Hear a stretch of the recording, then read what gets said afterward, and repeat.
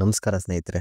ಬಂದ್ರ ಬನ್ನಿ. ಇವತ್ತಿನ ಕತೆ ಬಂದ್ಬಿಟ್ಟು ನೇಪಾಳಲ್ಲಿ ಒಂದು ಹಾಸ್ಪಿಟ್ಲಲ್ಲಿ ಆಗಿರುವಂಥ ನಿಜವಾದ ಘಟನೆನ ಡಾಕ್ಟರ್ ಅನಿರುದ್ಧ್ ಅವರು ನನ್ನ ಜೊತೆ ಶೇರ್ ಮಾಡಿಕೊಂಡ್ರು. ಇದೇ ಥರ ನಿಮಗೂ ಶೇರ್ ಮಾಡ್ಕೋಬೇಕು ಅಂತ ಅನಿಸಿದರೆ ಡಿಸ್ಕ್ರಿಪ್ಷನಲ್ಲಿ ನನ್ನ ಇನ್ಸ್ಟಾಗ್ರಾಮ್ ಐ ಡಿನ ಕೊಟ್ಟಿರ್ತೀನಿ. ಅಲ್ಲಿ ಬಂದು ನೀವು ಡಿ ಎಮ್ ಮಾಡ್ಬೋದು. ಅಲ್ಲಿ ನಿಮ್ಮ ಒಂದು ಸ್ಟೋರಿನ ಕೂಡ ಶೇರ್ ಮಾಡ್ಕೋಬೋದು. ಹಾಂಟೆಡ್, ಮಿಸ್ಟ್ರಿ ಮತ್ತು ಥ್ರಿಲ್ಲರ್ ಆಗಿರುವಂಥ ಸ್ಟೋರಿನೇ ಇದು. ಅನಿರುದ್ಧ್ ತುಂಬ ಕಡೆ ಕೆಲಸ ಮಾಡ್ತಿರ್ತಾನೆ.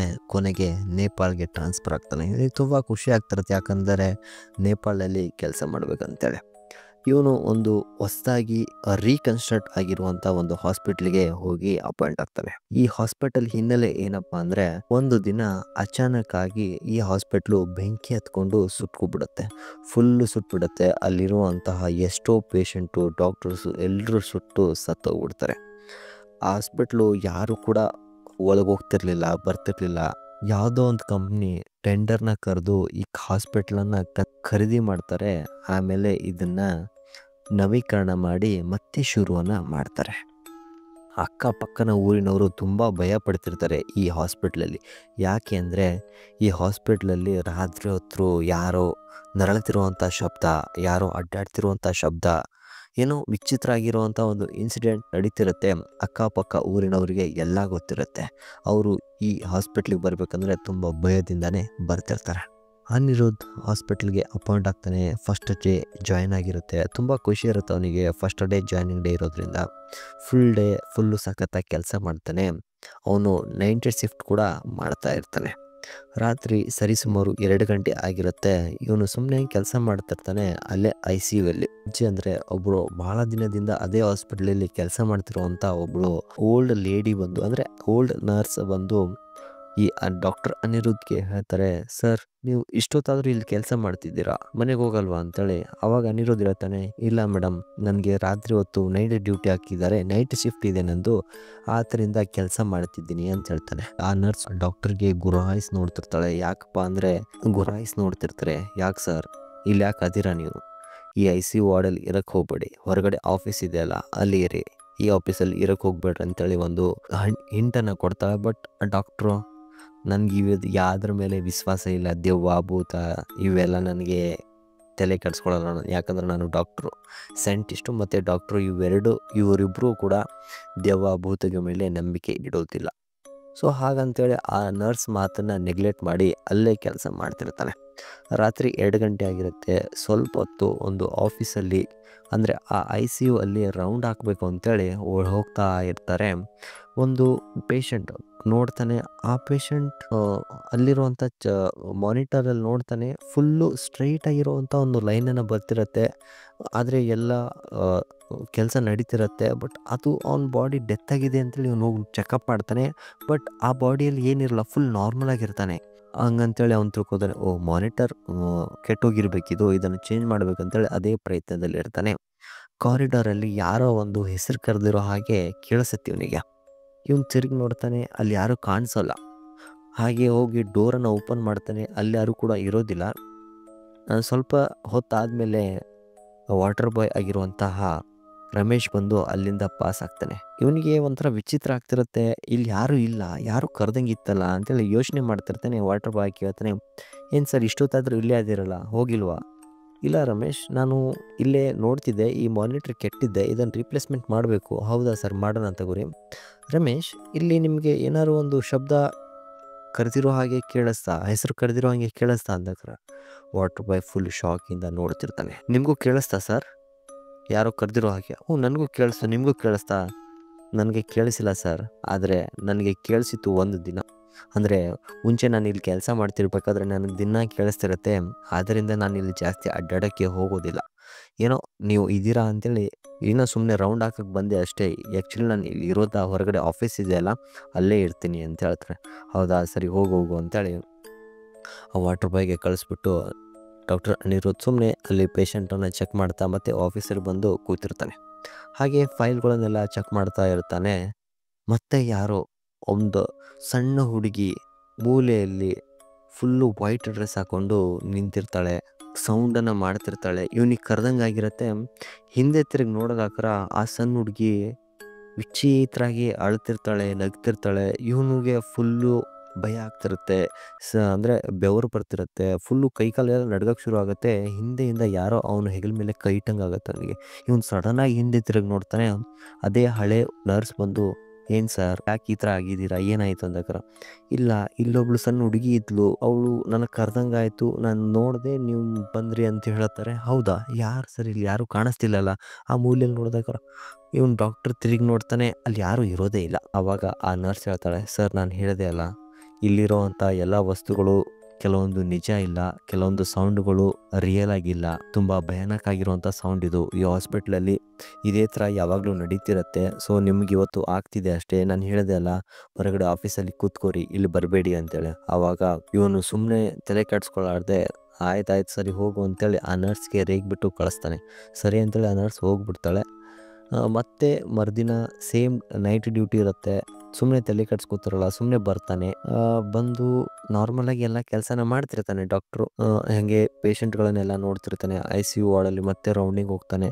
ಮತ್ತೆ ಅದೇ ಥರದ ಒಂದು ಸಣ್ಣ ಹುಡುಗಿ ಆ ಮೂಲೆಯಲ್ಲಿ ಏನೋ ವಿಚಿತ್ರವಾಗಿ ಸೌಂಡ್ ಮಾಡಿಕೊಂಡು ಅಳ್ತಾ ಇರ್ತಾಳೆ. ಏನಾಯಿತು ಅಂತೇಳಿ ಕೇಳಕ್ಕಂತೇಳಿ ಹೋಗ್ತಾನೆ. ಮತ್ತೆ ಹಿಂದಿಂದ ಯಾರೋ ಬಂದಂಗಾಗಿರುತ್ತೆ. ಅವಾಗ ಈ ವಾಟರ್ ಬಾಯ್ ಬರ್ತಾನೆ. "ಏನಾಯ್ತು ಸರ್, ಹಿಂಗೆ ಇಲ್ಲಿ ಬಂದಿದ್ದೀರಲ್ಲ?" ಅಂತೇಳಿ. "ಏನೇ ಇಲ್ಲ ಕಣೋ, ಇಲ್ಲಿ ಯಾರೋ ಸಣ್ಣ ಹುಡುಗಿ ಅಳ್ತಿರಂಗಿತ್ತು, ಇವಾಗ ಕಾಣಿಸ್ತಿಲ್ಲ, ಎಲ್ಲೋದ್ಲೇನೋ?" ಅಂತೇಳಿ ಕೇಳ್ತಾನೆ. "ನಿಮಗೂ ಕಂಡ್ಲಾ ಹುಡುಗಿ?" "ಹೌದಾ, ನಿಮಗೂ ಕಂಡ್ರಾ?" ಅಂತೇಳಿ ಇವ್ನು ಫುಲ್ ಶಾಕಿಂದ ಕೇಳ್ತಾನೆ. "ಹ್ಞೂ ಹೌದು ಕಂಡ್ಲು, ಏನಿವಾಗ?" ಅಂತ. "ಏನಿಲ್ಲ ಸರ್, ಇಲ್ಲಿ ಯಾವಾಗಲೂ ಈ ಹುಡುಗಿ ಕಾಣಿಸ್ತಿರ್ತಾಳೆ, ಬಟ್ ಮತ್ತೆ ನೋಡ್ದಕ್ರ ಮತ್ತೆ ಅವಳು ಕಾಣಿಸಲ್ಲ. ಇದೇ ಥರ ಕಂಟಿನ್ಯೂಸ್ ಆಗಿ ಆಗ್ತಿರತ್ತೆ" ಅಂತೇಳಿ ಹೇಳ್ತಿರ್ತಾರೆ.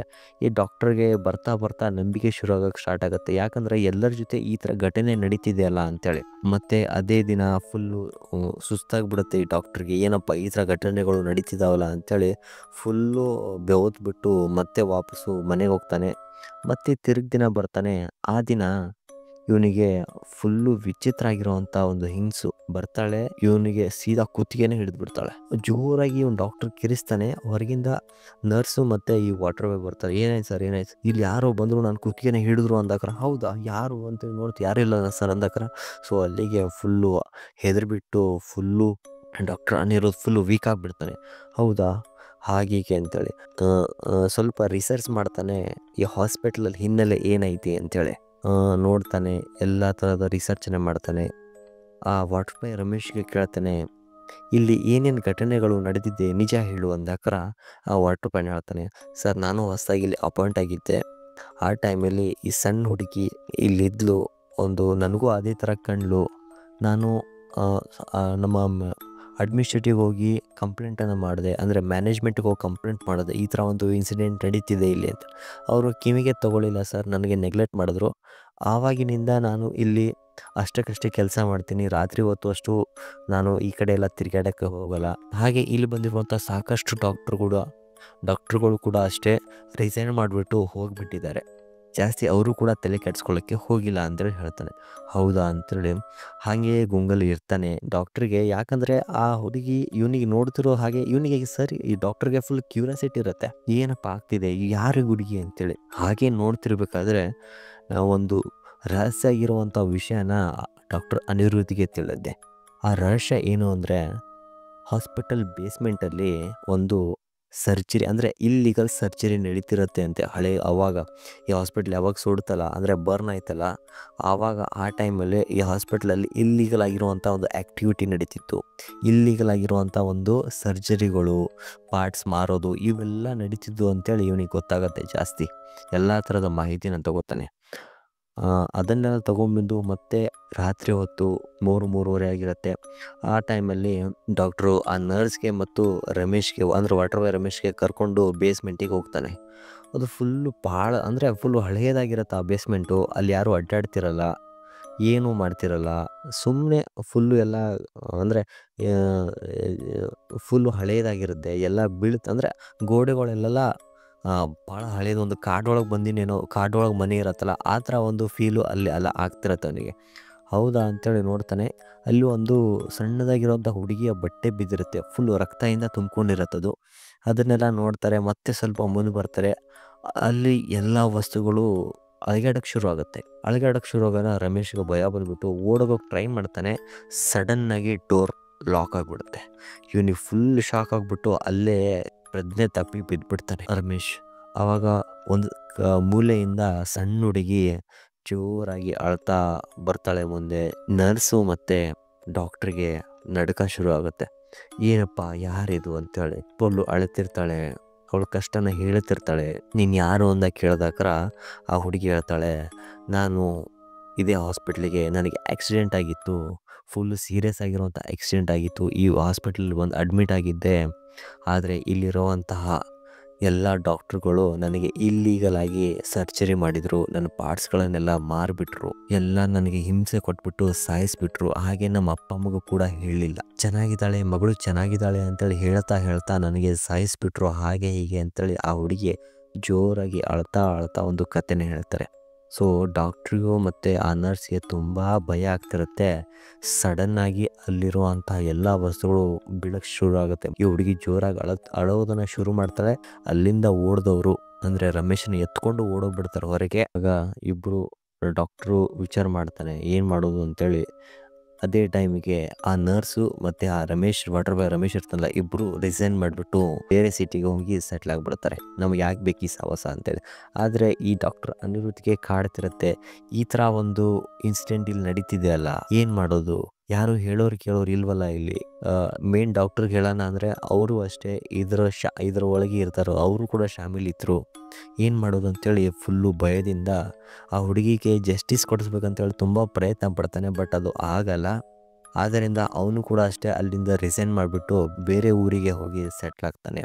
ಆದರೆ ರಮೇಶ್ಗೆ ತುಂಬ ಕಾಡ್ತಿರೋದೇನೆಂದರೆ ಆ ಹುಡುಗಿ ಅಳೋದು, ಕಿರ್ಚಾಡೋದು ಅದೇ ಕೇಳಿಸ್ತಿರುತ್ತೆ, ಕಿವಿಯಲ್ಲಿ ಗುಯ್ ಅಂತಿರುತ್ತೆ.